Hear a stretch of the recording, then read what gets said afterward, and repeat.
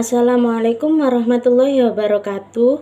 Perkenalkan, nama saya Nurusoba, NIM 51300180255. Di sini saya akan menjelaskan mengenai memahami kondisi keuangan pribadi. Kenapa?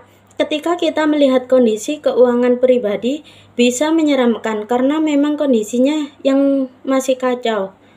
Dengan memahami kondisi keuangan pribadi saat ini, kita jadi bisa menentukan langkah berikutnya untuk memperbaikinya. Langkah yang pertama yaitu lihat situasi dengan sebenar-benarnya. Bagaimana sih? Kenapa kebanyakan orang tidak teliti dengan angka keuangan pribadi mereka? Misalnya, angka pasti perolehan dana asuransi, dana pensiun, bunga kartu kredit, bunga pinjaman online, dan lain-lain. Perlu untuk tahu semua informasi tersebut agar bisa melihat lebih jelas dan bisa mengambil keputusan tepat untuk membuat kondisi keuangan lebih baik. Terima keadaan sekarang, dan kita harus ikhlas melihat keadaan sekarang jika menyedihkan. Sekalipun keadaannya itu baik, kita tetap butuh untuk improve. Memahami emosi yang mungkin terjadi seperti amarah, kesal, kecewa, takut menyalahkan, dan rasa bersalah, lalu berusaha mengatasinya jika keadaan tiba-tiba memburuk. Kuncinya yaitu menerima keadaan, memahami behaviors yang menjerumuskan, dan bersiap menyusun rencana untuk mengontrol keuangan. Yang perlu dilihat dan dicatat yaitu yang pertama net worth, yang kedua pendapatan dan pengeluaran bulanan, yang ketiga arus kas, yang keempat nilai kredit, yang kelima rincian utang lengkap, yang keenam informasi rencana pensiun, dan yang terakhir yaitu rincian financial goals dan progres terkini. Joint finance mengharuskan adanya keterbukaan, kejujuran, dan saling berbagi harapan terkait keuangan. Perlu ada waktu khusus rutin untuk membahas keuangan keluarga. Tips untuk membuat waktu diskusi terkait joint finance. Yang pertama yaitu menentukan tanggal untuk money talk, pilih tempat yang nyaman seperti kafe atau restoran nyaman, hindari rumah tapi mudah terdistraksi. Bertukar informasi terkait tabungan pensiun, utang, money goals, pemikiran terbaru tentang keuangan, dan lain-lain. Mendengarkan satu sama lain tanpa memotong dan menghakimi. Akhiri dengan menyusun atau memperbaiki joint goals dan rencana untuk mencapainya.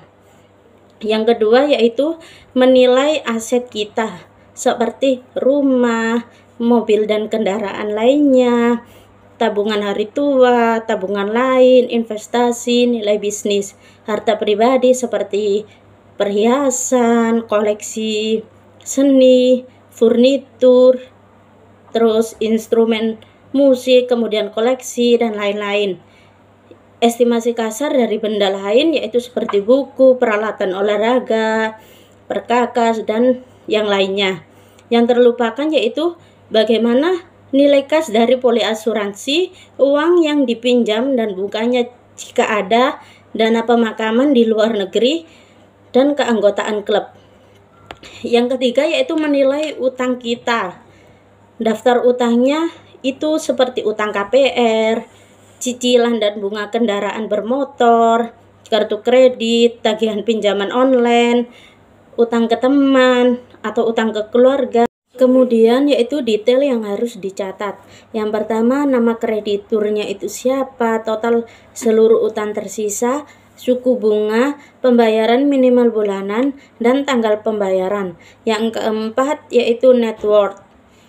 Tentang net worth, ukuran penting dari keseluruhan kesehatan keuangan. Nilai net worth yang baik tentu positif dan tinggi, atau minimal semakin baik dari waktu ke waktu.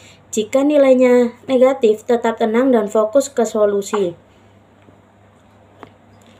Bagaimana sih caranya meningkatkan net worth? Yaitu menambah aset, mengurangi utang, kebiasaan mengurangi pengeluaran, investasi pada saham yang bertumbuh, investasi di real estate, melunasi utang, meningkatkan tabungan, membuat bisnis, dan pakai sisi dengan bijaksana.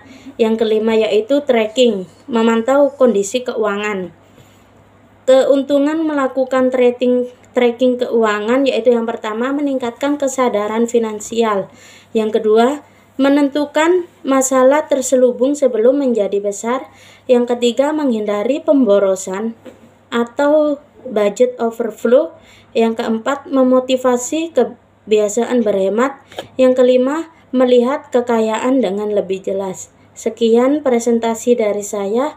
Assalamualaikum warahmatullahi wabarakatuh.